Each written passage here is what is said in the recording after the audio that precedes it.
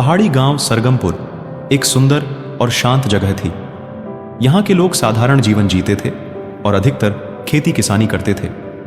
गांव के पास ही एक घना जंगल था जिसे सब लोग रहस्यमयी मानते थे।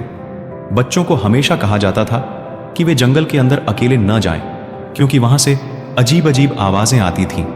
एक दिन 4 दोस्तों ने तय किया कि वे जंगल की सच्चाई जानने के लिए अंदर जाएंगे।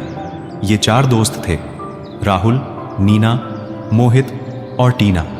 सभी बच्चों ने अपने बैग्स में टॉर्च, पानी की बोतलें और कुछ खाने का सामान लिया और चल पड़े जंगल की ओर।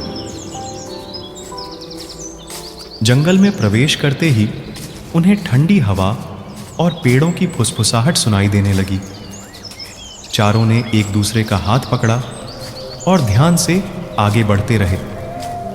अचानक उन्हें एक अजीब सी आवाज सुनाई दी। ऐसा लग रहा था जैसे कोई मदद के लिए पुकार रहा हो। राहुल ने कहा, शायद किसी को मदद की जरूरत है, चलो देखते हैं। वे चारों आवाज की दिशा में चल पड़े। आवाज का पीछा करते करते वे एक गुफा के पास पहुंच गए। गुफा के अंदर से ही वह आवाज आ रही थी। नीना ने हिम्मत दिखाते हुए कहा, हमें अंदर चलकर देखना चाहिए, शायद किसी को सच में मदद की जरूरत हो। चारों ने अपनी टॉर्च जलाई और धीरे धीरे गुफा के अंदर चले गए।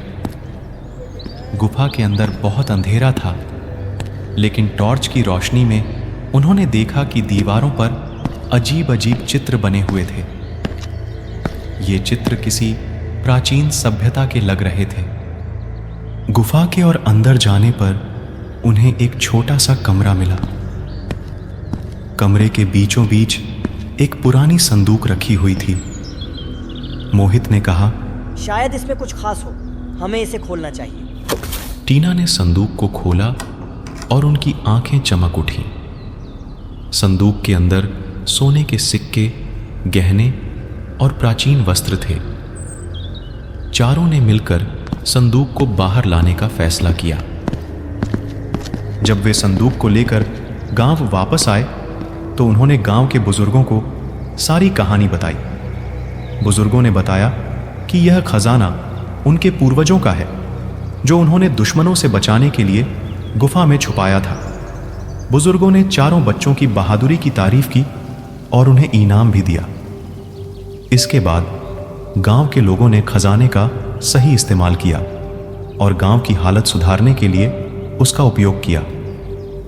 चारों दोस्तों की दोस्ती और भी गहरी हो गई और उन्होंने सीखा कि हिम्मत और सच्चाई के साथ कोई भी रहस्य सुलझाया जा सकता है।